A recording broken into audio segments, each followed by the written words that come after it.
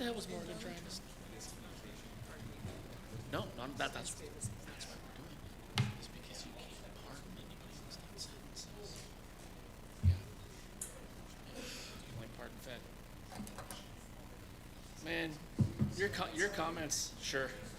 Your comments, like, top of the headline. Like, right at the top, man. It's just been a fucking day. I called Cindy Walker on Kathy Tuddy's, and she goes, Matt, she can't even, those aren't even claims. Like, they're not viable claims. I said, I know. I said, but you know what pisses me off more than that? She goes, Can commissioners please check in? I said, the fact that she can't even type it all in the same font. And she's like, and I'm like, put it this way, I'm overworked to the point right now that I've got small screw ups going on. I said, but that annoys the shit out of me. If you're gonna hammer me, at least make it look nice. Like, for fuck's sake. At least make sure the font's all the same size and like, it's done correctly.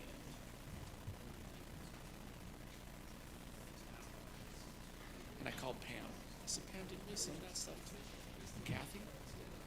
I think I do. And then I asked Cindy, I said, Cindy, is the thumb drive that you got like pink? She goes, yeah. I'm like, oh, damn it, Pam, you sent it to fucking Cindy.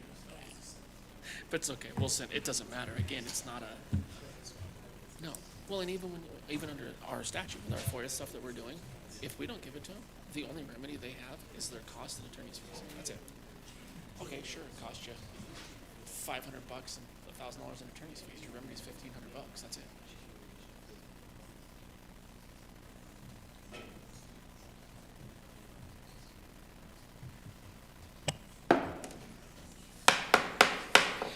I'll bring the Butte-Silver Bow Council of Commissioners Committee of the Whole meeting to order for Wednesday, June 11th, 2025. Can we please have a roll call? One presiding, 9 present. Okay, please let the record reflect that Commissioner O'Neill and Commissioner Healy are excused for tonight's meeting. Would you please join me in the prayer and the pledge? Commissioner Walker.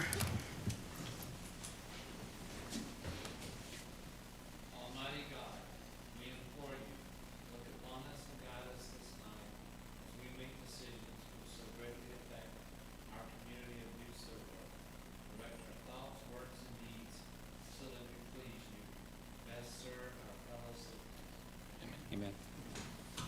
Pledge allegiance to the flag of the United States of America and to the republic for which it stands, one nation, under God, indivisible, with liberty and justice for all.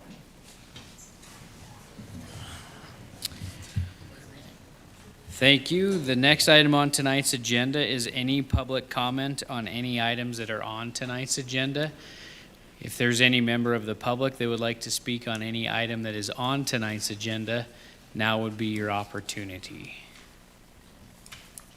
Okay. Seeing none, I will move on to the report of the chair.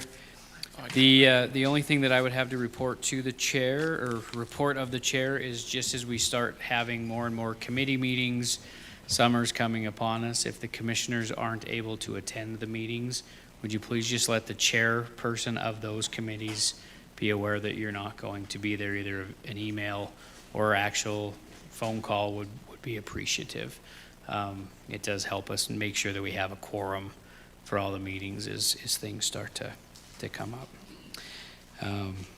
That's all I have for the report of the chair. I would move on to section 1, bid openings, public hearings, and/or presentations. We do have a couple presentations. The first one is communication number 2025-291. Karen Burns, Community Development Director, requesting Council of Commissioners authorization to schedule a presentation on June 11th, 2025 regarding the Butte Wayfinding Plan completed by Butte-Silver Bow. Ms. Burns, the floor is yours.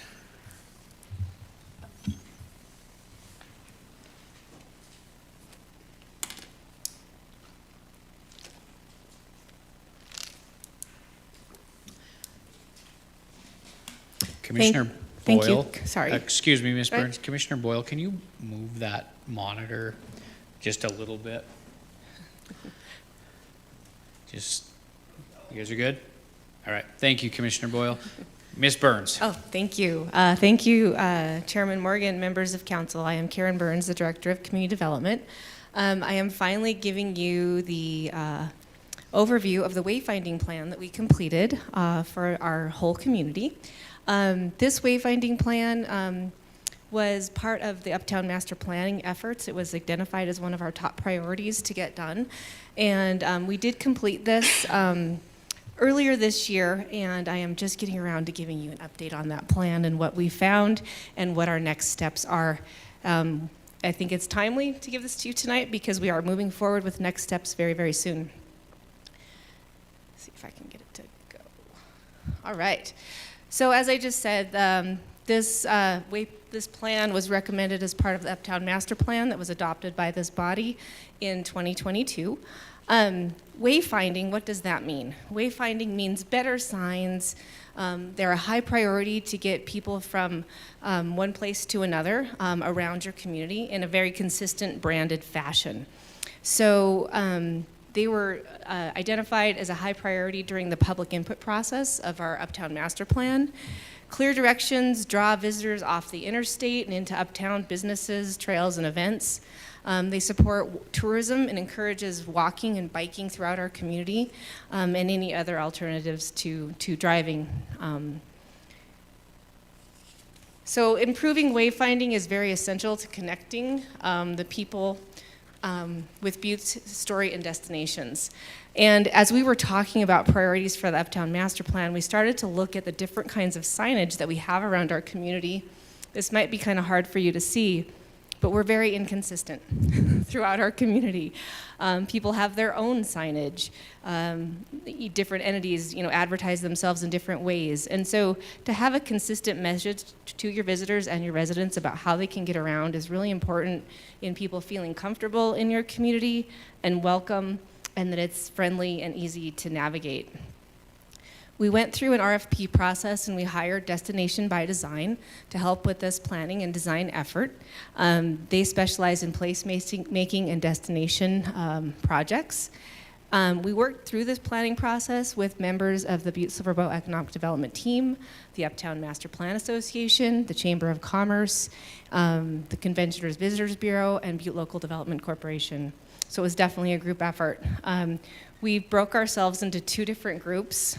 We called them Cars and Feet because we had one group focus on vehicular signage wayfinding and one group focus on pedestrian and walking wayfinding. Even though they need to work together, they're slightly different in how you approach those. The plan was funded through a planning grant with Montana Main Street. The URA also chipped in, and the Tourism Business Improvement District also participated. So the planned development objectives was to create visual design specifications for both pedestrian, feet and streets, pedestrian and vehicle signs throughout the uptown area, create a construction design specifications and models so that all the signs would look the same and feel the same, create a comprehensive list of all the key destinations and the recommended potential wayfinding locations for those signs to guide people around.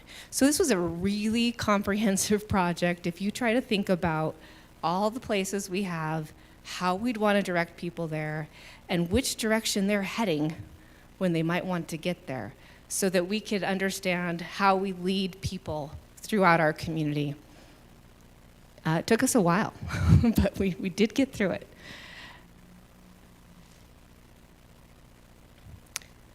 We used the branding that was developed through the TBID for Butte, Montana, Butte Wildly Historic. We used this as a guideline for our colors and the schematic design, how these would visually look within our plan. We came up with construction design specifications. This is kind of a detail of what those model specifications might look like and how they can be installed. For a wayfinding plan, you have many different sign types. This slide kind of delineates what those are. There is vehicle sign types for a major and a minor roadway. There's pedestrian sign types, directional pedestrian signage, a confidence marker to let you know that you're on the right track. If you're trying to walk from the middle of Uptown Butte to the World Museum of Mining, you're going to get some confidence markers along the way as we head you that direction to say, hey, yeah, you're almost there, keep going. And then there's some parking markers and a kiosk marker.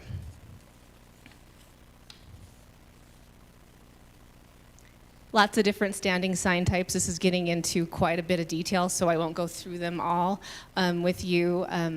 But this is just a little bit more of a close-up of how we might have organized our signs. They start with the visitor center. This is just an example of one, a conservation area, and where the civic center is. And then it talks about how we would get a little bit further into this. How you place your signs, where they should be placed, how far away from an intersection. All of those are very detailed within our plan. Again, more sign placement guidelines, not something you want to probably get too deep into tonight. So this is just an example of one of the sheets from our wayfinding plan. This talks about specific locations, what kind of sign it would be, what the images would be on that sign, and what the contents of that sign would be. We have this for all of the signs that we've called out in our community, and there are well over probably 250 different signs that would be placed within our community. This is a map that shows locations for some of those signs. We get very detailed in this plan in the map that shows where those priority placement zones are and how they can be cataloged by sign type, primary, secondary roads, directions, and contents.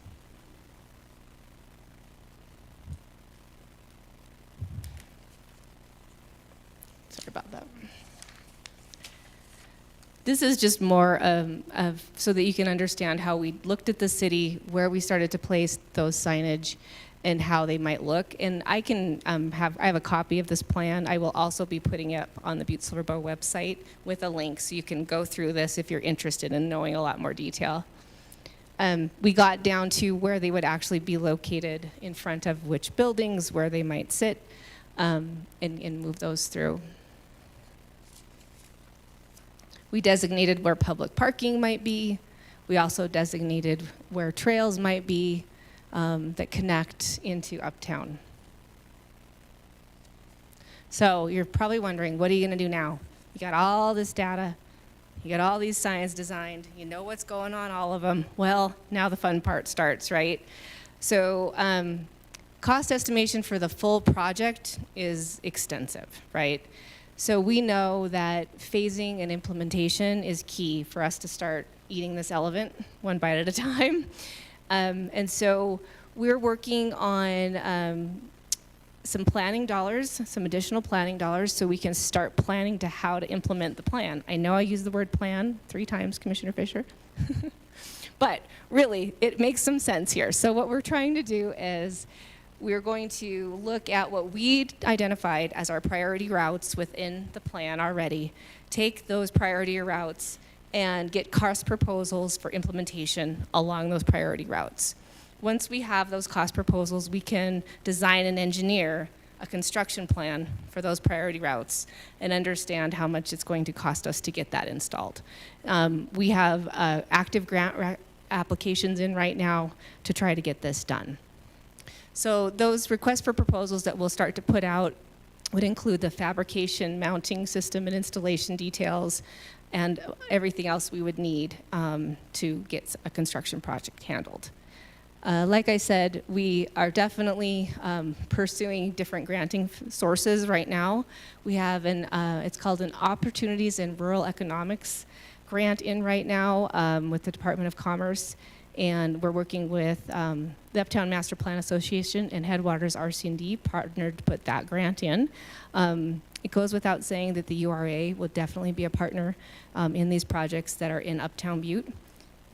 This is a community-wide wayfinding plan, so it affects the entire community. So we are going to be pursuing any grant funding that we can to start really getting this done. I'm happy to answer any questions. I know that was quick, kind of a large overview, but the link will be active to this plan probably later this week. Thank you, Ms. Burns, for that presentation. Do any of the commissioners have any questions? Commissioner Thatcher. Thank you, Chairman Morgan, Director Burns, thank you. I love this stuff. It gets me awfully excited. I have a couple questions, though. One of them was, how are we going to pay for this being? But, you know, with TBID being a partner, using their branding and stuff, tourism, that would seem like an appropriate avenue. I know I have a meeting coming up here with the TBID with ways to discuss, as our job was, to discuss how we're going to spend that money. Do you feel like that would be an appropriate way to do that? Thank Ms. you. Burns. Thank you, Chairman Morgan, Commissioner Thatcher, members of council. Yes. So our plan with TBID, we want to understand what we're asking for. So we're hoping to get some planning dollars and then be able to ask them for implementation dollars. That's how we're planning that. We know that they like, construction and things like that are lasting. Planning dollars, not as much. So we hope to be able to get our plans completed for this first phase and then ask for implementation dollars from them. Follow-up, Commissioner Thatcher. Perfect, thank you. And then my other question I wrote down is, if these signs break or they're damaged, are we maintaining them? Is this something that Butte-Silver Bow, like if they do a street sign, or is this something that we have to send out again to get fixed? Ms. Burns. Thank you, Commissioner Thatcher, Chairman Morgan, members of council. That's a great question. The way that we have spec'd these signs, they should be fairly indestructible. I know nothing is completely indestructible, but they are a lot more stout than your average street sign.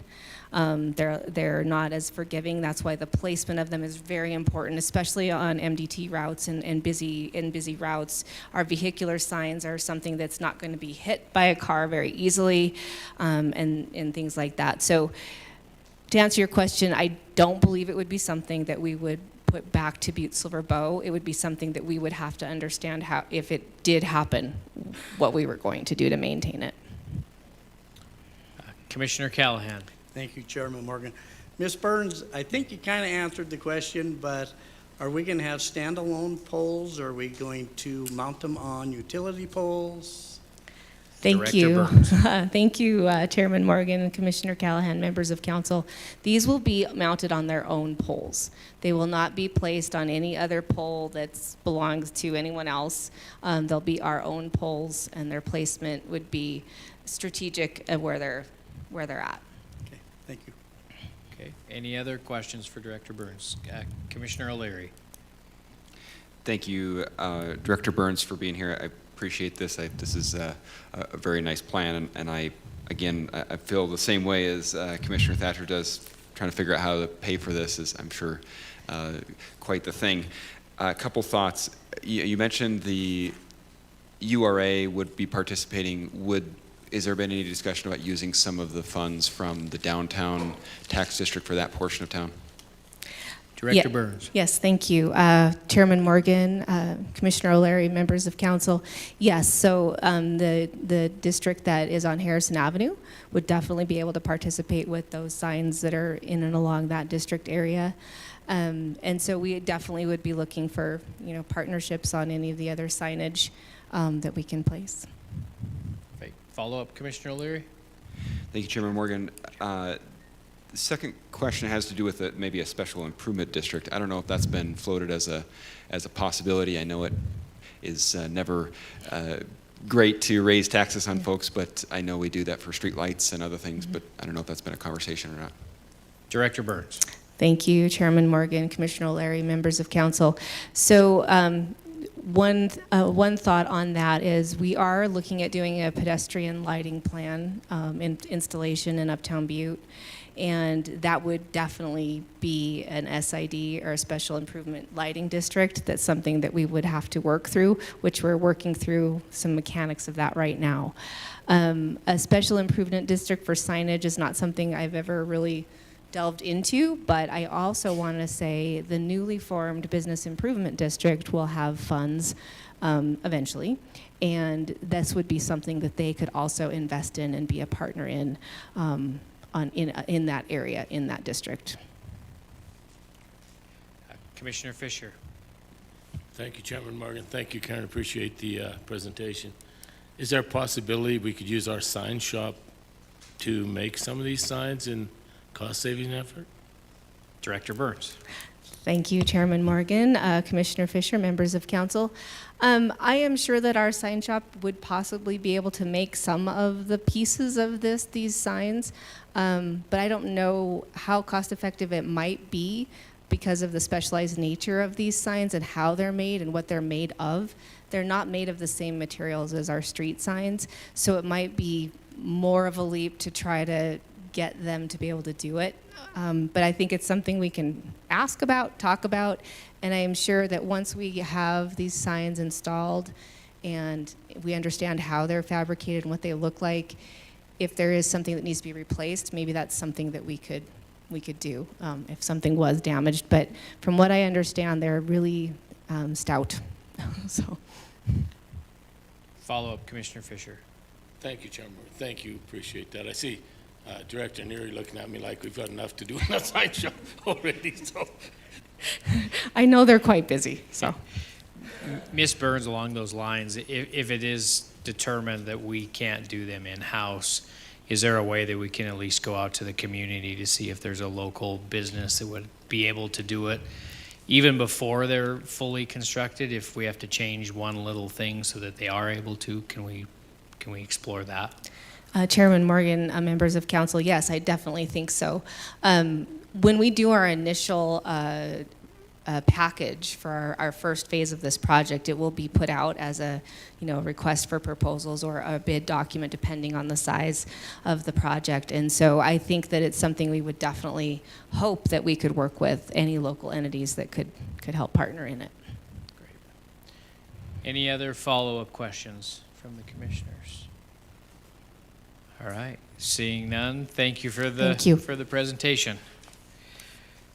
Moving on to communication number 2025-311, Bill Anderson, Commissioner District 10, requesting Council of Commissioners authorization to schedule reports from recipients of the fiscal year 2024 economic development grants due on June 11th, 2025. Before I go to Commissioner Anderson for any comments, I just need to make sure that the record reflects that Commissioner O'Neill is in attendance as of 7:38 this evening. So, Commissioner Anderson, any comments before you ask for presentations? Just a couple quick ones. I would like to apologize for everybody here for the presenters tonight for such a quick notice and turnaround on this, and to this body, I kind of dropped the ball on this earlier in the year, and I apologize for that. Entirely my bad on that, so I'm sorry that this is kind of a rush process for, I would ask Director Burns in a second to update this body. There's a couple new commissioners who I'm sure could use some updating on this, and I know that she would do a lot better than I on this. Basically, we get $1 million of money every year to give out in a form of a grant to various entities. We'll hear from 4 of them tonight, and there's 3 others that will be sent out later for those who were unable to attend tonight's meeting. Again, due to the incredibly fast turnaround I asked for on this. So we do have that. You'll hear from some of them tonight. This body will open up new grants next week that people submit.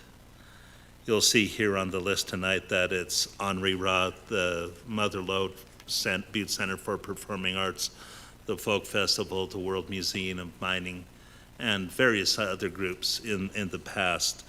But this is a great opportunity to give some money out to different organizations in our community and help them with some of those. So with that, I would ask Director Burns if she didn't mind turning around and updating this. I'm sorry I tried to get you before you sat down.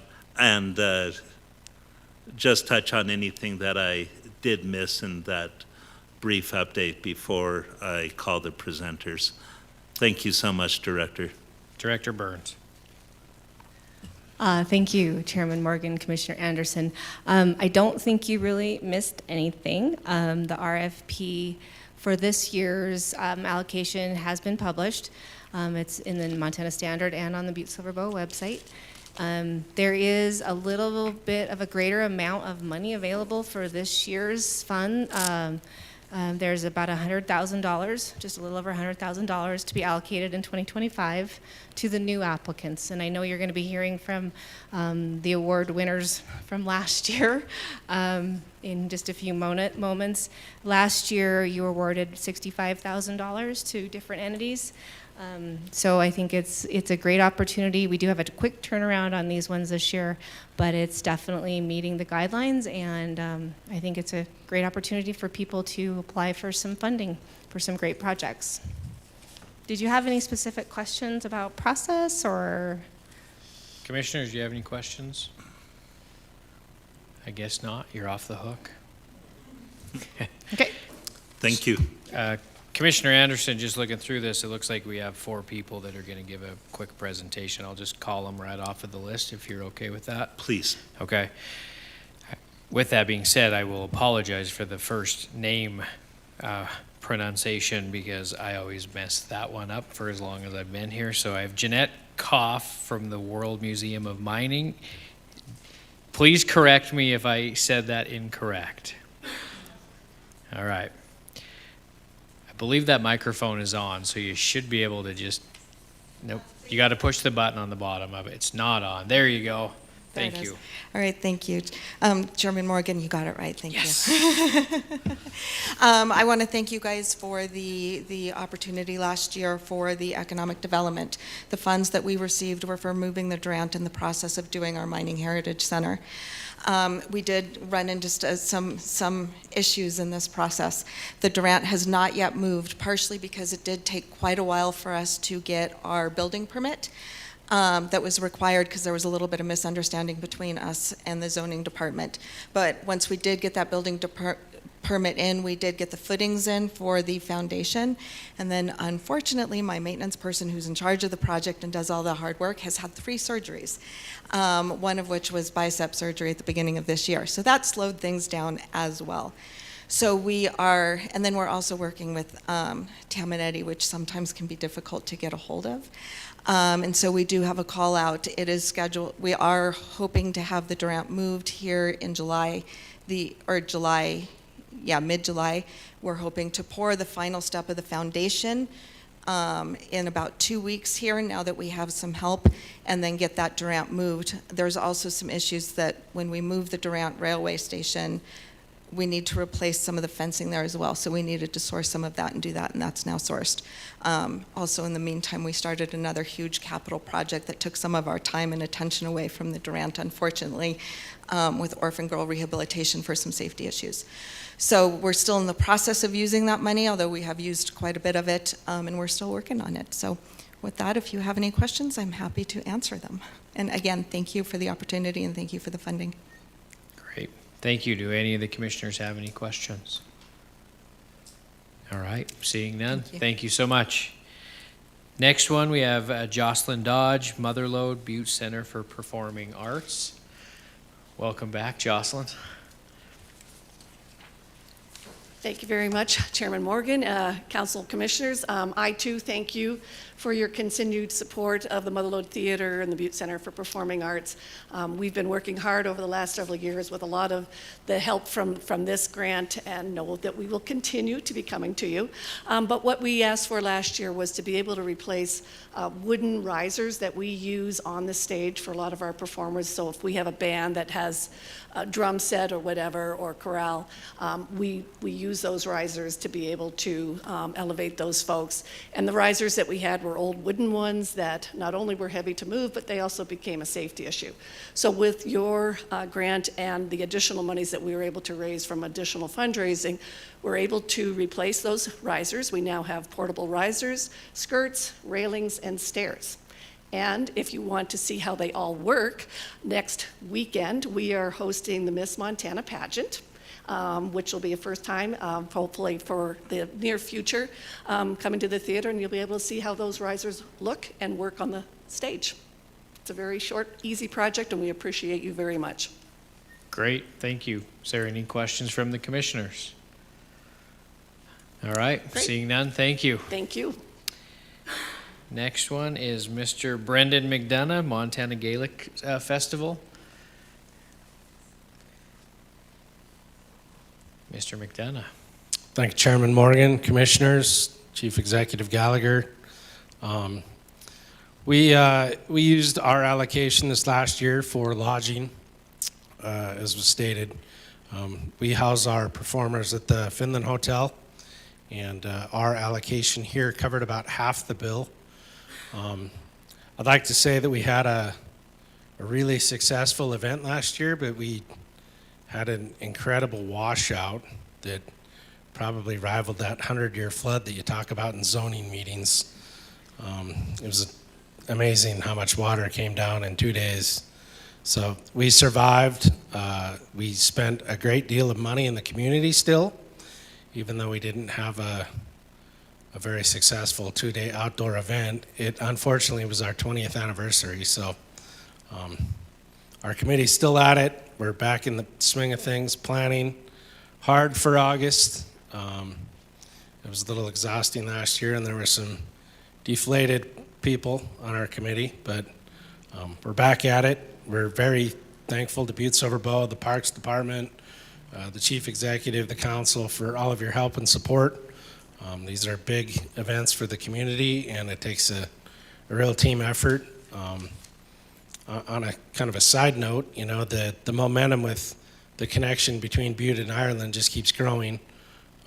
As you're aware, about 3 weeks ago, we had 75 people from Ireland to Butte. Part of them were here for political and trade reasons, and 50 were here just to establish their connections with their family from the Barra Peninsula. But you know, they had mentioned the festival, and they had mentioned how much they appreciate over there in Ireland, how much we do here to keep the culture and the traditions alive, and how much we work to promote that worldwide, and we're looking to continue to do that. On a final note, I will have a finalized profit and loss statement from last year so that you can see all of our financials as we apply for this upcoming year. But again, thank you for all of your support, and if you have any questions, I'm happy to answer.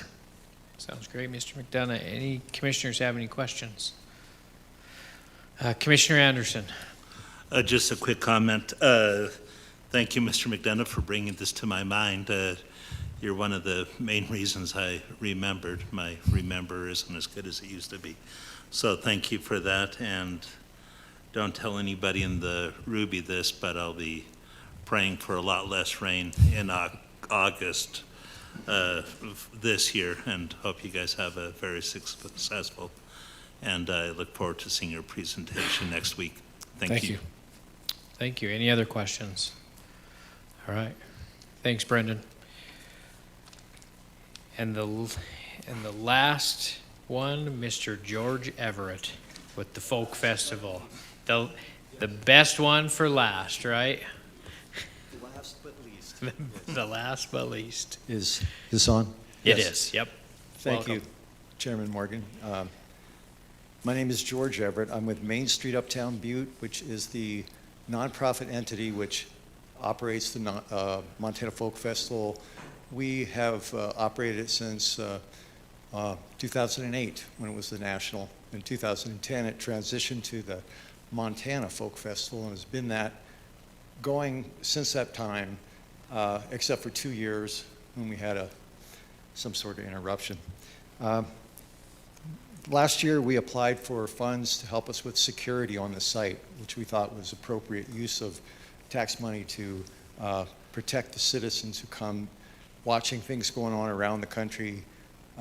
It's more, especially in these uncertain times, there are things that can happen that thankfully have not happened in our community, and we would love to keep it that way. We had the police, off-duty police officers and patrols, teams of patrols, which we paid for, private security, which watched the site at night to make sure that nothing was stolen or tried to prevent that, and express personnel services, which has gatekeepers, which control traffic into the site so there's no cars that just kind of shoot through. So that was, we were granted $12,000, and we used that and a few thousand more sponsor dollars to cover the cost of those expenses. So I would be happy to answer questions about the festival or about the security, but it went very well, and we were very grateful for the support and help for that purpose. Great. Thank you, Mr. Everett. Any commissioners have any questions? All right, seeing none, thank you very much. I got off easy as well. Yeah, you did. Thank you very much. Thank you all that gave us a presentation tonight. I do know that it's sometimes nerve-wracking to get before this body, but we really do appreciate to hear what our community's out there doing, and these are all great projects, so thank you to all of you for what you do for our community. We have received some of the other companies or groups, presentations as well, so we can go through and review those on our own, but thank you very much. Okay, moving on to section 2, the communications. Number 1, communication 2025-245. Kelly Sullivan, BLDC Director, requesting Council Commissioners authorization to schedule a presentation on June 4th, 2025 to give a report regarding COVID assistance loans in default out of the Anaconda Arco Loan Fund. We did have this presentation last week, so Commissioner Thatcher. Thank you, Chairman Morgan. At this time, I'd like to make a motion to place on file communication number 2025-245. Second. Okay, there's been a motion made and seconded to place communication 25-245 on file. Is there anything on the question? Would everyone please vote? Would anyone like to change their vote? Would the clerk please record the vote? 11 yea, 0 nay. Thank you. Motion passes. Number 2, communication 25-246, Kelly Sullivan, BLDC Director, requesting Council of Commissioners authorization to schedule a presentation on June 4th, 2025 to bring the following bylaw change to the Council as it impacts the Chief Executive's appointment to said board. We did have this presentation last week, so Commissioner Thatcher. Thank you, Chairman Morgan. I'd like to make a motion to place on file communication number 2025-246. Second. Okay, there's been a motion made and seconded to place communication 25-246 on file. Is there anything on the question? Would everyone please vote? Would anyone like to change their vote? Would the clerk please record the vote? 11 yea, 0 nay. Thank you. Motion passes. Number 3, communication 25-249, Patty and Chris Solmonson requesting Council of Commissioners approval to purchase a portion of land owned by Butte-Silver Bow, which is adjacent to their property located at 17 Tullamore Street. This communication was referred to the Land Sales Committee, and we have not heard back from them, so we'll continue to hold this in abeyance. Number 4, communication 2025-250, Karen Burns, Community Development Director, requesting Council of Commissioners authorization to schedule a public hearing on June 18th, 2025 to solicit public comment regarding developers' packets proposals for the city county-owned property located on Mammoth Drive. We'll continue to hold this in abeyance pending the public hearing on June 18th. Number 5, communication 25-262, Lisa Carey, Emergency Management Director, requesting Council of Commissioners authorization to schedule a public hearing on June 4th, 2025 to adopt the 24 Montana Western Region Butte-Silver Bow County Hazard Mitigation Plan. We did have this public hearing last week, so Commissioner Thatcher. Thank you, Chairman Morgan. I'd like to make a motion to place communication number 2025-262 on file. Second. Okay, there's been a motion made and seconded to place communication 25-262 on file. Is there anything on the question? Would everyone please vote?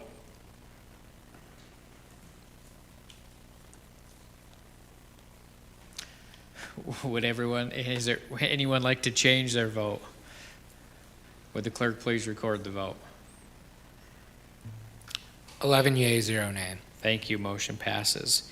It's like we're in a game show. You can hear everybody just randomly clicking their buttons. Moving on to number 6, communication 25-265, Mark Neary, Public Works Director, requesting Council of Commissioners authorization to schedule a presentation on June 4th, 2025 regarding the countywide maintenance district work plan update for fiscal year 2025 and fiscal year 2026. We did have this presentation last week, so Commissioner Thatcher. Thank you, Chairman Morgan. At this time, I'd like to make a motion to place communication number 2025-265 on file. Second. Thank you. There's been a motion made and seconded to place communication 25-265 on file. Is there anything on the question? Would everyone please vote? Would anyone like to change their vote? Would the clerk please record the vote? 11 yeas, 0 nay. Thank you. Motion passes. Number 7, communication 25-291, Karen Burns, Community Development Director, requesting Council of Commissioners authorization to schedule a presentation on June 11th, 2025 regarding the Butte wayfinding plan completed for Butte-Silver Bow. As you all know, we have had this presentation tonight. Commissioner Thatcher. Thank you, Chairman Morgan. At this time, I'd like to make a motion to place communication number 2025-291 on file. Second. Thank you. There's been a motion made and seconded to place communication 25-291 on file. Is there anything on the question? Would everyone please vote?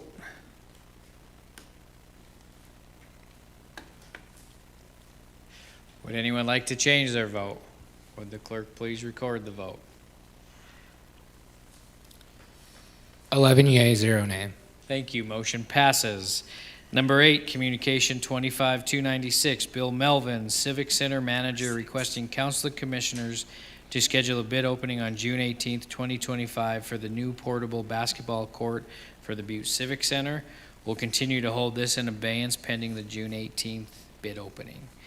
Number 9, communication 25-311, Bill Anderson, Commissioner District 10, requesting Council of Commissioners authorization to schedule reports from the recipients of the fiscal year 2024 economic development grants on June 11th, 2025. Commissioner Anderson, I believe we can place this on file as we did hold these tonight. Yes, Chairman, we could place this on file. And again, I'd just like to thank everybody for coming on such short notice. I do appreciate it. Thank you. Okay, thank you, Commissioner Thatcher. Thank you, Chairman Morgan. At this time, I'd like to make a motion to place communication number 2025-311 on file. Second. Okay, there's been a motion made and seconded to place communication 25-311 on file. Is there anything on the question? Would everyone please vote?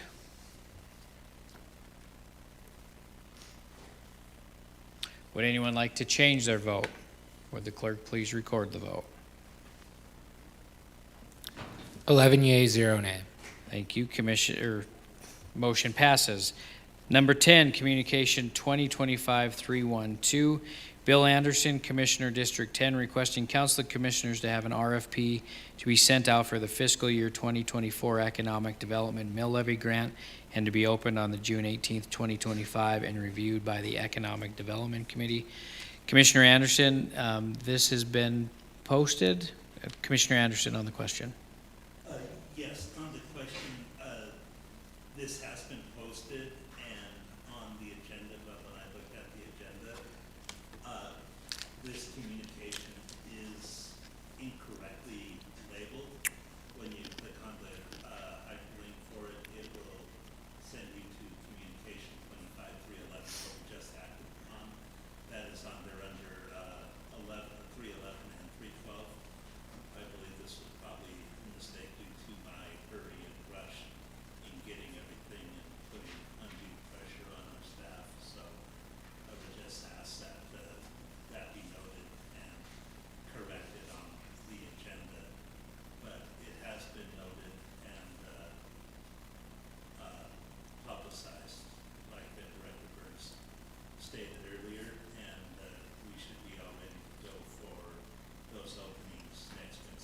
Okay, thank you, Commissioner Anderson. So just so I'm understanding it correctly, the attachment on tonight's agenda for 312, actually, if you click on it, goes to 311? Correct. Okay, so I'll ask our council secretary to have that corrected on the next agenda item. But regardless, we'll continue to hold this communication in abeyance pending the June 18th RFPs to be opened. Yes, the RFPs will be open, and then I'll submit a new communication after that for council to act Okay. on what the body decides. Okay, so we'll continue to hold this in abeyance. On the question, Commissioner Thatcher. Thank you, Chairman Morgan. So then so will there be a special meeting with Economic Development Committee next week then that will need to be posted? Because that's where these are being, I will put in a communication for that next week to have a special meeting or to go through at our regular meeting and talk with that body. So it will be 1, 2, 3, 4, will probably be 4 weeks from this time until I have that communication. We'll have one for a special meeting and then we'll have one for a action that the body takes. So Commissioner Anderson, just to walk through the process on this. So if I look at your communication, your communication wants to have the bids or the proposals opened on June 18th. So we would open those during our regular meeting next Wednesday. And then when you say reviewed by the Economic Development Committee, to me, that means that we would send them to the Economic Development Committee to review them at a later date. They don't need to review them that night. No. So that, if that's the understanding, so we'll do the RFP opening on June 18th. Yes, and I'll ask for those to be sent to the Economic Development Committee for action. Great, okay. So on this communication 25-312, we'll just continue to hold this in abeyance pending that. On the question, Commissioner Callahan. Thank you, Chairman Morgan. I guess my question would be, is this going to give the people ample time to put a proposal in? Commissioner Callahan, I believe this was posted after last week, so they've already had the 2 weeks notice to go through and do that. So they would have the ample time. Correct. Before I put in these communications, I did talk to Director Burns, and she stated that we did have the time and everything would be in order. Everybody, I did let some of the parties know that this was going on and we were putting in communication, and it's the standard time frame that the law requires for this project. Okay. Commissioner Callahan, any follow-up? No, thank you. Okay. Commissioner Mankins. Thank you, Chairman Morgan. Just for the public, so the public, it's going to go out to the public now. When is it closed that they have to have their proposal in by? Just so they can hear it and so Sure. everybody's aware. Commissioner Mankins, so the RFP request actually went out last week after it went through the regular meeting. They would have to have it as an opening on June 18th because we'll open them during the regular meeting. So at 7:30, unless there was a specified time. Director Burns, is there a specified time in the RFP? I better clarify that before I go too off the record. Director Burns. Thank you, Chairman Morgan, members of council. The drop dead time is 7:30 p.m. at this body. They will be collected at the clerk and recorder's office until that point, but then up here between 7 and 7:30. Great. Does that answer your question, Commissioner Mankins? Okay, anything else on the question? Commissioner O'Leary. I guess, thank you, Chairman Morgan. I guess this feels a little rushed to me, and I'm wondering if we can just have a little more discussion about the timing of this. It feels like people are really getting a very, very short period of time to make their pitch to the county. I don't know, we did have a discussion at some point, I think, with Director Hassler about extending this some short amount of time. I don't know where that ended up, but at least have a conversation about it. Commissioner Anderson, do you have an answer or response to that? Your microphones. As I said earlier, I kind of rushed this a little bit. It's the same amount of time that we would normally have. I'm just putting it together rather quickly. Normally, the biggest difference in time would be giving the people who presented tonight another week before. We usually give them 2 weeks notice, and so we gave them one this time. That's why some of the reports were done via email. When Council Secretary Barb Davies notified me of that, I said that would be all right to do, as it was kind of a mistake on my behalf. So we did that. As far as the notification and the timeline for the request for proposals, everything is done in the normal timeline as it normally is. We will get those on next Wednesday. And then at that time, this body, the members of the Economic Development Committee, will have a copy of those that I will make sure each of the 6 members of that body has, and then you'll have time to go through those, and then I will set up a special meeting for the 6 of us to get together and discuss those before we make a final recommendation to this body for how we want that monies divided. So in the past, there's been anywhere between 5 to, I think the largest one I've seen was 16 different proposals. So depending on how many we have, will kind of dictate how long we will need to meet, if we'll need 1 or 2 days worth of special meetings, depending on how much time we'll need to go through it. So I'll ask the members of Economic Development and what they feel is appropriate on that. And then we'll get that hammered out and have a discussion, and then we'll have another communication for those meetings, and we'll have another communication with the final recommendation. So like any other bid opening, we put it out for bid, we put out the RFP or the request for proposals. It needs to be notified in the standard and the website. The state law dictates how that is. They have a certain amount of time to get it done, and then it is opened, and then it goes back to the body who requested it, and they send their recommendation to this body for approval, and we'll be following the same process. Director Burns, just as a follow-up on that, proper procedure has been followed, publications according to the procedure for requesting RFPs has been followed? Yes, thank you, Chairman Morgan, members of council. Yes, this has been published twice in the Montana Standard, and it has been published to the Butte-Silver website. There have been times in the past when we've had 3. We've published 3 times, just because we had the time to publish 3 times. We have published twice. It's been out there for 2 weeks now. And so that is, it is the minimal, really, because we have done 3 before when we've had time to do that. But it is the sufficient amount of time to turn your proposals around. Okay. Any follow-up, Commissioner let's go back to Commissioner O'Leary. Thank you, Chairman Morgan. I guess I'm not objecting that we've done this correctly. I guess my concern here is that for maximal impact of this economic development money, it would be best if we gave folks the most amount of time so we get good proposals and all of us can sit down and choose the best ones.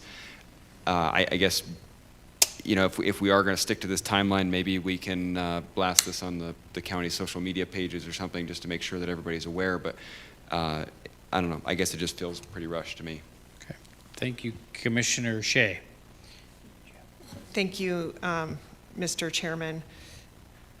Honestly, it's not the first time it was rushed. The first year of COVID, I was the chair of the Economic Development Committee, and we weren't meeting in person, and we ended up rushing on that one too. But my question is, and maybe it's for Director Burns, we're up against a deadline due to the end of the fiscal year, correct? Director Burns. Thank you, Chairman Morgan, members of council, Commissioner Shea. Yes, that's my understanding. Okay. Commissioner Shea. I'm sorry. Thank you, Director Burns. Thank you, Mr. Chairman. I guess a question would be, I think there's a procedure that we could, if we so chose to extend this a little bit longer, that we could make a formal request to hold the money over into the next budget if we wanted to do that. Is that correct, Commissioner Anderson? You probably know better than I do. Yes. Commissioner Anderson, just Oh. wait for me to get to you. Thank Yes. you. Excuse me, Chairman. I stand in my place. Thank you. Yes, that is the case when I talked to Director Hassler and when I talked to Director Burns. That was my understanding as well. Follow Commissioner Shea. Thank you, Mr. Chairman. Thank you, Commissioner Anderson. So is that process already in place? Because we won't be able to award these funds before the end of the fiscal year. Do we need to introduce a communication to put that in place? And then we could extend it and maybe get a little more public awareness. Is Director Hassler in the audience? I don't see her. see her. Does any, Commissioner Callahan? I remember with the first year of COVID, we held it over for the whole year, and we didn't even have it, so the next year we doubled the amount of money. So that is able to be done because we've already done it once. Okay. Commissioner Thatcher. Thank you. Commissioner Shea, that's exactly where I was headed with that, is I think we're going to have to head in, we're going to have to make a request because we will be into the next fiscal year. My concern, and I totally agree with you, Commissioner O'Leary, that this was rushed. My concern, though, is if we continue to delay it. I mean, we've met the standards by state law.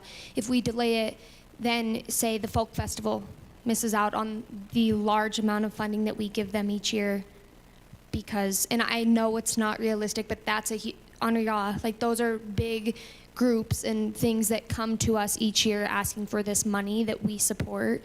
And if we choose to earmark it and just do 2 years at once, that's fine with me, but then the folk festivals and those festivals miss out on that money. Commissioner O'Neill first.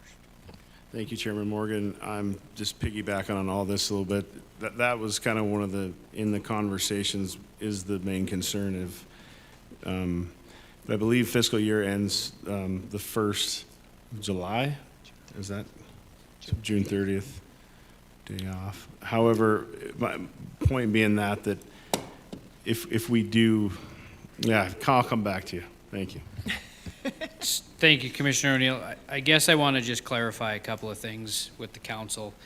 So right now, the communication that's before us tonight is to allow for a RFP to be opened on June 18th. That is the only thing that we're addressing here in this communication. So as far as extending budgets or moving into the next fiscal year, that's something that Commissioner Anderson, please take the advice from the fellow commissioners to proceed forward, starting maybe this Friday to have a communication to go through and do that. So proceed with that if you can. If you need help with that, let us know. But the communication that's before us is just for June 18th tonight. Commissioner Callahan, then Commissioner Anderson. I think what Russ was trying to ask was just an additional week for people to apply for this money. I don't think he wanted to hold it up. I think the money could probably be awarded before the folk festival starts this year.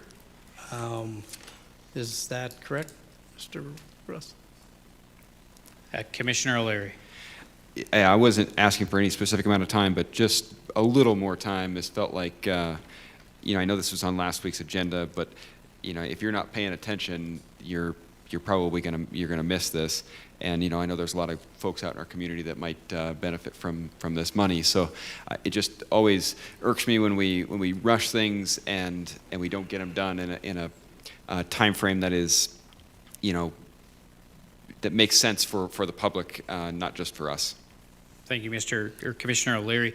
Director Burns, just on the question, if it is extended, doesn't the process have to be republished, reposted, or can it just be extended by another week? I believe it has to be redone from the get-go. Commissioners, Chairman Morgan, we can issue an amended posting, I guess, but with the deadlines, with the Montana Standard, we won't be able to do that. They won't accept it, so I won't be able to amend the posting to say that it's been extended on the standard. I would have to post a new ad saying that it's been extended, which I can do. I could not get that in until next Tuesday. That's the first time it could be posted, so it would be before the Wednesday meeting. And we can amend the RFP that's been posted on the Butte-Silver Bow website to extend it by a week. But that would be a decision, I guess. We extend deadlines quite frequently for bids or RFPs when there's been a question or something comes up. So that is something that we can do. I just would need to know if I need to post that by next Tuesday to extend it for a week. Talking about timelines, if you do open proposals next week on the 18th, and you do make decisions the next week on the 25th, that does put you awarding funds into the next fiscal year already, officially. So I think, if you extend it a week, you're not really out much, is my opinion. So just as a follow-up with that too, even though it is rushed, it does feel rushed, all procedures have been followed by the law of the proposal deadline. So I do know that it feels rushed, but the rules have been followed, and that is state law that we are following. So just keep that in mind. Commissioner Anderson. Thank you very much, Chairman. Like I stated earlier, I did ask Director Hassler, and I believe I asked Director Burns, she can correct me if I am wrong, about the need for a special communication, and I was told that I would need to do that after the bids were opened, and we put in that communication. So that will be forthcoming as they requested and told me about that earlier. Commissioner Shea. Thank you. Just for the public who may be listening and also in the audience, if you go to the Butte-Silver Bow homepage, hover over the Government tab, on the right-hand side you'll see a link that says Requests for Bids, Proposals, and Quotes. And if you click on that, it will take you to all of the requests for bids, proposals, and quotes. And it's really easy to find. The Economic Development Mill Levy request is right on top when you get to that link. One other follow-up, Commissioner Larry, if you are inclined to do so, remember you can make a motion to try to extend it. I just want to make sure you're aware of that. Commissioner Anderson. I would also add, one of the things that did bring this up to my mind again and refresh my memory is that I did have a few people who have, and were looking for this, they were specifically looking for this. Former Commissioner McDonough, I believe he already left, but as I mentioned when he gave his presentation, he asked me, sent me a text message, if we had made any decisions on this yet, or if it came before the body. I had a couple other groups who also reached out to me, and that is one of the reasons why it came back to my mind. I put together, and I was waiting for some information. I couldn't find it. It got lost in my email. I dropped the ball on it, like I said, with some family matters that came up, and I had a lot of this set to go in March, and then stuff happens, and it got put on the side table until those people reached out to me. So I believe a lot of the people were already looking for this and expecting this to be out there, and that's one of the reasons why I've been trying to get it done as quickly as possible. Okay. What's the pleasure of the council? Commissioner O'Leary. Thank you, Chairman Morgan. I guess I'm not exactly sure what the motion is going to be here, but if there is no harm in pushing it one additional week for many of the proposals in the past that have benefited from this, which I'm looking at the calendar. I think Director Burns is correct that it wouldn't harm us to do this. I guess I'd make a motion that we approve Communication 2025-312 with the amendment that the bids be opened on June 25th at the council meeting on June 25th, and extend the deadline on one additional week.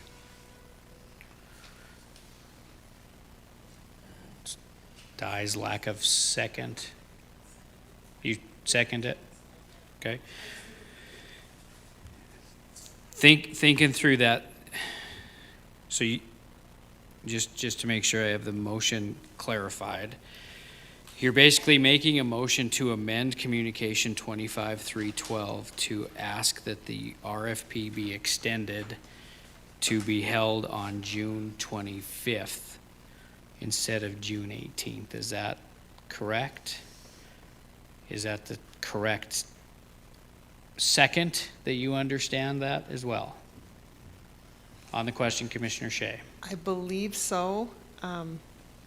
My understanding is through this motion, we would accept RFPs all the way till the 25th.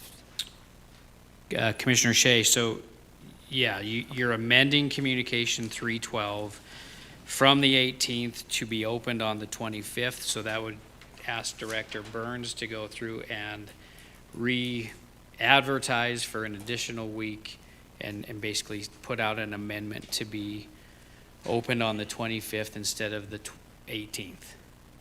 That's the way I understood your motion. Is that correct? Commissioner O'Leary? Commissioner Shea? Okay, there is a motion that's made and seconded on the floor. On the question, Commissioner Thatcher. Thank you, Chairman Morgan. Again, I fully understand why we're doing that, but if we extend it till the 25th, then economic development isn't opening them until maybe the 2nd, and then we can't approve the amounts until the 16th, which is then after the folk festival. So then they miss out on and I'm not saying, it's the pleasure of the council, but this, in my opinion, that is a huge economic driver, and that is what this money is for. And so I would make a substitute motion to hold in abeyance pending the June 18th and open them then. Okay, there's been a substitute motion made and seconded to hold Communication 25-312 to keep the original RFP date of June 18th. Is that correct, Commissioner Thatcher? Correct. And on the second, Commissioner Fisher, you're okay. On the question, Commissioner O'Leary. We were just discussing here, I think that we do not have a meeting on July because there's 5 Wednesdays in July. So July 2nd, we will not have a meeting. So either way, we are not going to be able, unless we call a special meeting, I guess, for the economic development.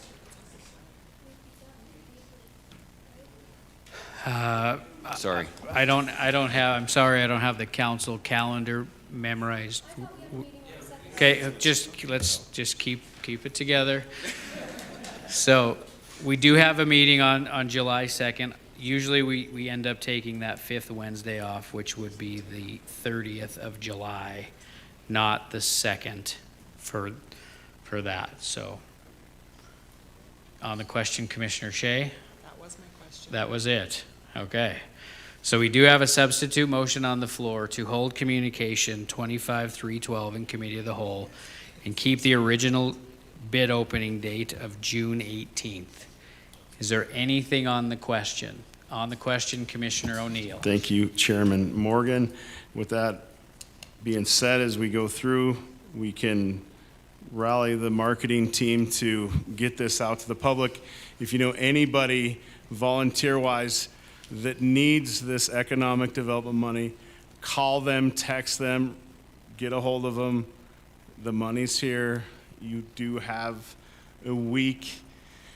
If you're too busy to get this in, then you don't need the money, okay? If you need the money and you need help, you can even call my phone. It's 406-498-8495. Make it rain. Get their proposals in. Thank you.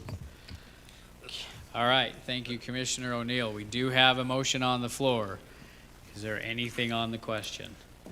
Okay, again, this motion on the floor is to hold communication 25-312 in abeyance and keep the original bid opening date on June 18th. On the question, Commissioner O'Leary. Just one more clarification. So bids would be opened on the 18th. We would have our economic development meeting on the 2nd or on the 25th. Because then we need, I guess that's the clarification, is just what day we're going to have the special meeting for economic development. So on the question, Commissioner Anderson, what day are you going to have the economic development meeting? I will be calling for a special meeting to go over the proposals. The half hour we have at our regularly scheduled meeting at the beginning of the month is simply not enough time to go through all of these proposals. So as I said at the meeting at the beginning of June, that I would be calling for a special meeting to hear these proposals. It usually takes, I would say, 10 to 15 minutes per proposal we have. So if we have 5 or 6 proposals, that's an hour and a half. If we have 15, like we've had in the past, it could take 3+ hours depending on questions. What I like to do is schedule a time to meet with everybody who does put in for the grant so we can ask them questions about the grant and everything else. So we will be going through that process. So I will contact all of those people who do put in and the body and schedule the meeting at that time. I will go over the scoring matters and score sheets with everybody on how we've done everything in the past. Okay, thank you, Commissioner Anderson. Just as a clarification, the bid opening on this will be on June 18th. It'll get referred to the Economic Development Committee, and following proper procedures, another communication will be submitted by Commissioner Anderson that states the date, the time, the place of the Economic Development meeting, whichever day that should be. Is there anything else on the question? You're good? Commissioner O'Leary, any? So again, I guess I never really got a question or answer to that. Are we talking the 25th for the special meeting or the 2nd? I would say that it will be published on a communication when he submits it on the agenda. Then we'll know for sure what day it will be. Commissioner Anderson, go ahead. Thank you. I simply don't have that information right now.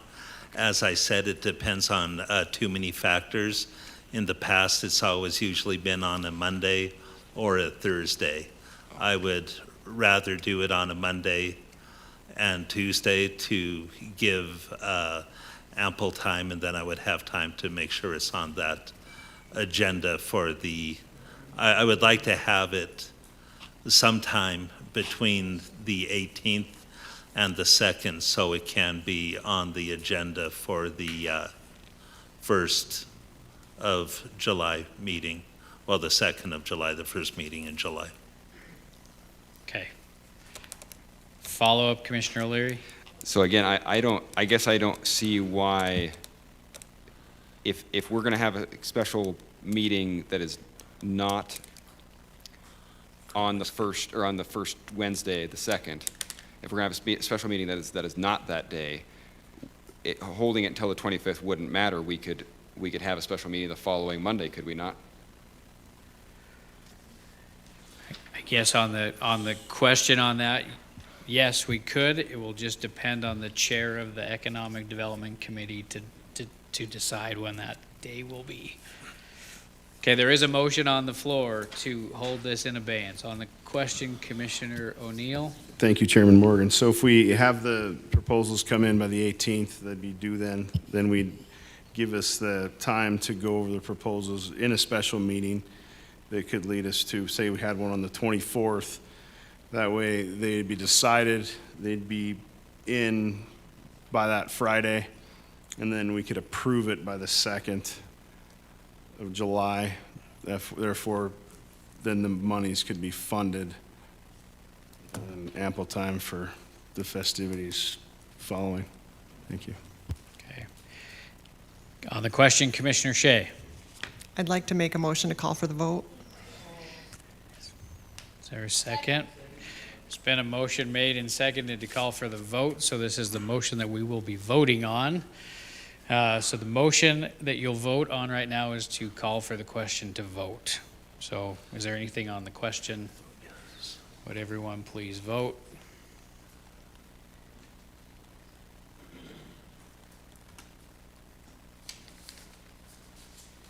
Commissioner Fisher, one more time, rapidly fire that thing. Is there anybody that would like to change their vote? Would the clerk please record the vote? 11 yea, 0 nay. Okay, the motion passes. The next motion on the floor is to hold communication 25-312 in abeyance and keep the original date of June 18th for the RFP openings. Is there anything on the question? I guess we ended that. Would everyone please vote?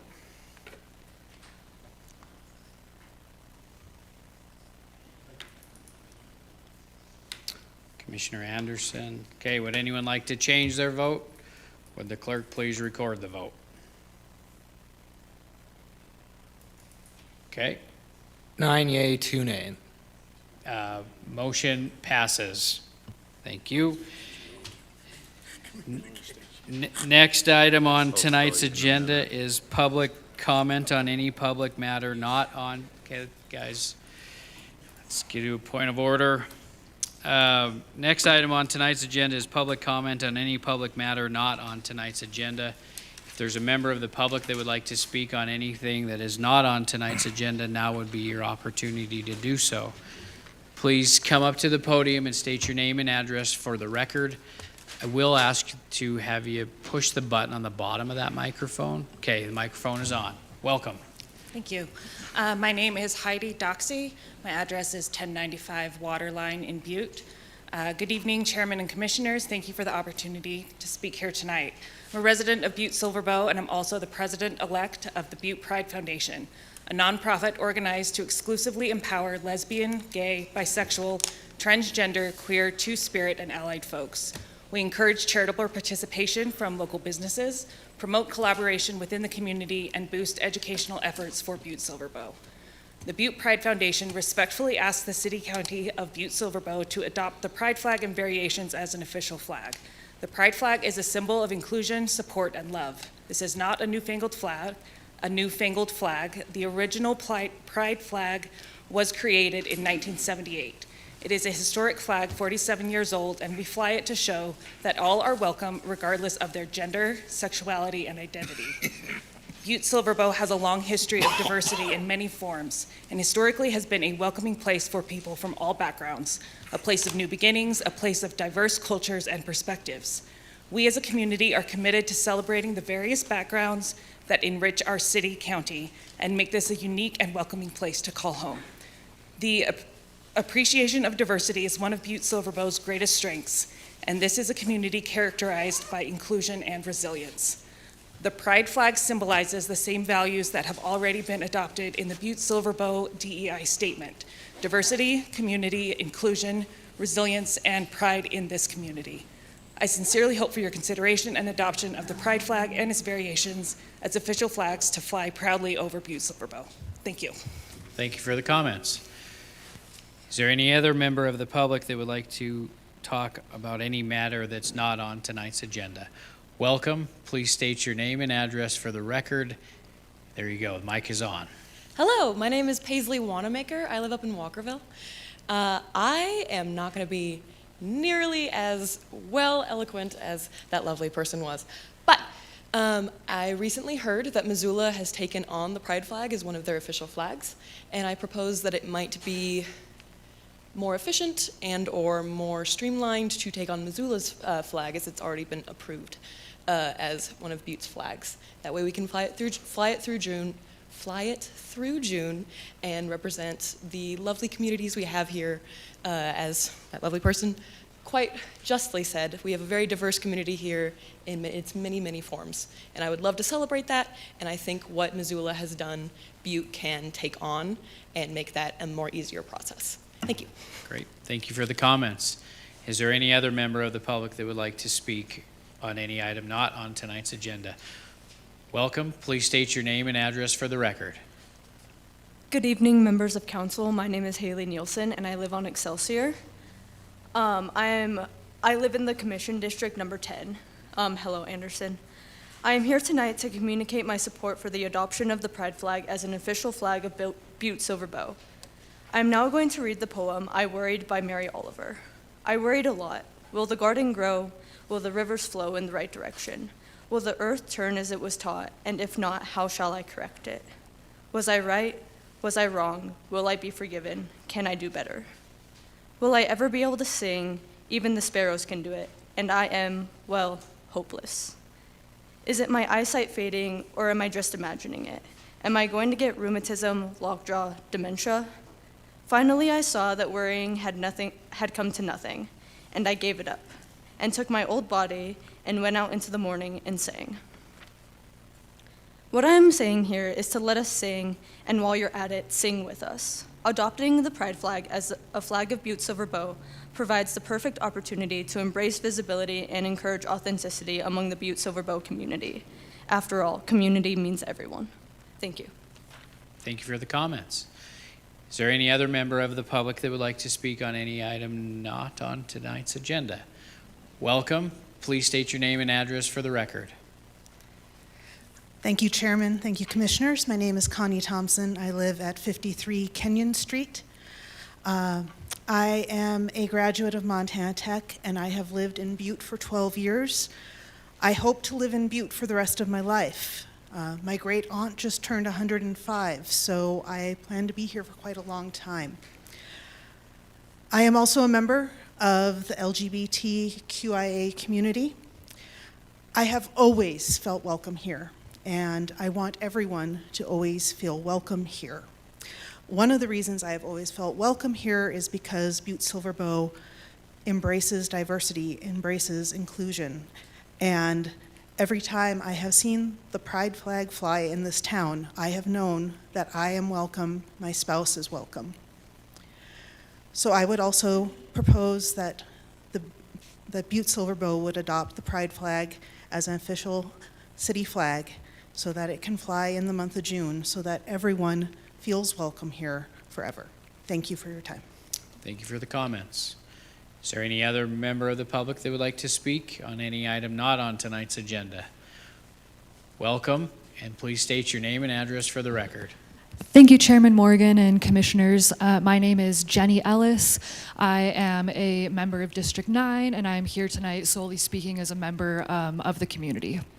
And I'm here also to show support for the proposals that have been put forward for Butte-Silver to adopt the historic pride flag, or as a more efficient manner, Missoula's municipal pride flag for the city, county of Butte-Silver, particularly for the month of June. I am also here to speak to you from a place of vulnerability tonight. I am also a member of the LGBTQ+ community. I am speaking from a place of privilege because I have the privilege of moving through my life, through our community without fear, even though I am part of that community. But I'm here to tell you that I have many friends, many family members, people here who I love very, very dearly who don't feel that same sense of safety.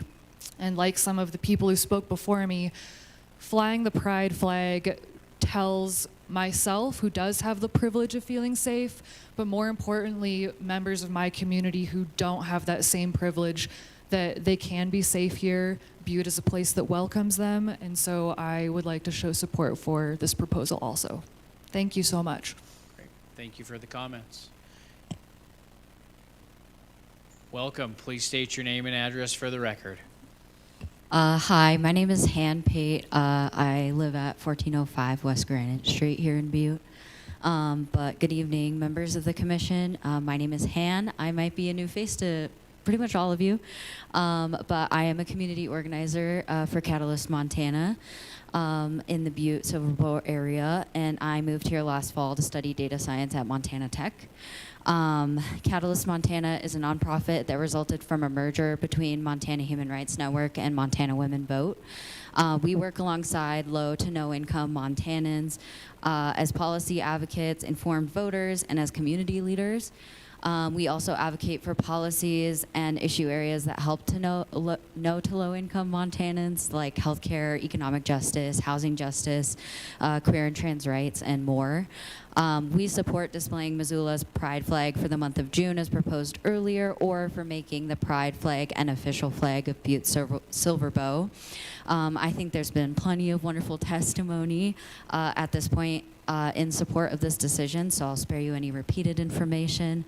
But thank you so much for your time. It's great to meet all of you, and I hope to see you all around as we work to make a better community. Thank you for the comments. Welcome. Please state your name and address for the record. Well, thank you, Commissioners. My name is Julie Crowley. I'm at 2901 Harvard Avenue, and I am a proponent for flying this flag. And I ask you that in considering and weighing this decision, that you consider compassion, love, respect, the pursuit of happiness, and civil rights. Thank you. Thank you for the comments. Are there any other comments? Please state your name and address for the record. Thank you, Mr. Chair, members. My name is Henry Seaton. I am visiting from Helena on behalf of the American Civil Liberties Union, also known as the ACLU of Montana, also rising in support of either adopting the pride flag as an official flag of the city of Butte or flying it as recently adopted by Missoula as an official flag. It's our opinion as an organization that the city of Butte is well within its right legally to raise this flag and to show LGBT residents that they're welcome here. We feel that you would be fully protected under the law as it currently stands. So I won't repeat what other people have said a lot more eloquently than I can, and we hope that you support this flag. Thank you. Great. Thank you for the comments. Is there any other comments by any member of the public? Welcome. Please state your name and address for the record. Good evening. My name is Zoe Axholm. I live on West Broadway. I'm deathly afraid of speaking in public, so if this does not work very well, I'm really sorry. But, You're doing great. I'm a registered nurse. I'm a U.S. Army veteran. I own a house here in Butte for 17 years, and I just want to pledge my support for this pride flag. I'm sorry, I'm getting choked up. I had a little quote by Maria, sorry, hold on, let me get it. Maya Angelou, it just says, the truth is, no one of us can be free until everyone is free. And I just want to pledge my support for this pride flag. It doesn't have to, it can be an official flag. It doesn't have to be our only official flag. And Missoula's already done it, and Boise's done it, and I think Salt Lake City has done it, and we can do it too. Thank you. Thank you for the comments. Any other comments from any member of the public? All right. Oh. Welcome. Please state your name and address for the record. My name is Dave Brothers. I live at 2625 Silver Bowl Boulevard, and I want to thank you, Chairman of the council, and all the other council members here for letting me come and speak before you. I'm a union carpenter at Anaconda Job Corps. I'm an instructor there, and I come to you before you because of the proposed budget that the president has for us, and I ask you to please reach out to them, to your Congress members, members of Congress, Senator Daines, Senator Sheehy, and Representative Zinke. Please do that if you will, and show your support for the Job Corps. What's being highlighted? What's being highlighted in the Department of Labor's transparency report reflects only the bottom 10 performing Job Corps centers across the nation. There are approximately 122 centers across the nation. It does not reflect the national reality. Our graduates average 21.57 per hour across the nation and are placed directly into our UBC registered apprenticeship program, which aligns directly with the President's agenda. The outcomes are strong. Job Corps is working. Job Corps delivers a $1.46 return for every $1 invested, and that was off of the Department of Labor report CBA 2020. Workforce readiness graduates enter trades critical to America's infrastructure and economy. 85% placement rate among completers. Strong centers are highly effective and efficient.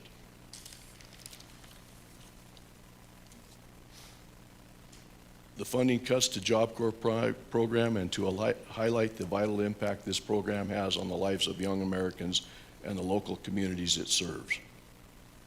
At a time when contractors are struggling to fill positions to get the infrastructure jobs done, plus all the other jobs that need to be completed, it shows me how valuable this program is.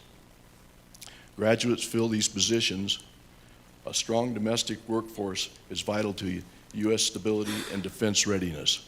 We have placed several students in the military.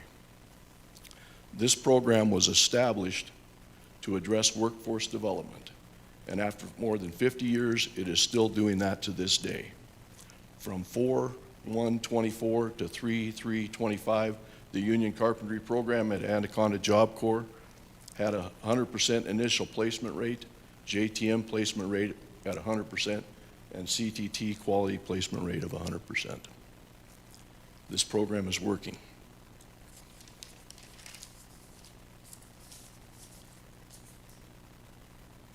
Anaconda is usually in the top 10 centers in the nation.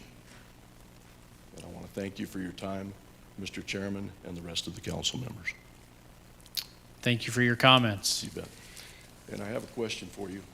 I was wondering if you might go as far as issuing a resolution if possible. And I'm not sure how to go about that, but if I can get some advice on that after the meeting, I sure would look forward to that. Sounds good. Yeah, just at Thank this you. point of the meeting, this communication doesn't allow us to interact on the comments, so. Sure, you bet. So thank you for your comments. Thank you. Okay, is there any other member of the public that would like to speak on any matter not on tonight's agenda? All right. Seeing none, I would ask for a motion to adjourn. Chief Executive Gallagher. I would just like to make a brief announcement, and I just wanted to recognize and thank Community Development Director Burns as she came and presented to us tonight on her 31st anniversary with her husband Sean. So I just wanted to say thank you to her for showing up tonight.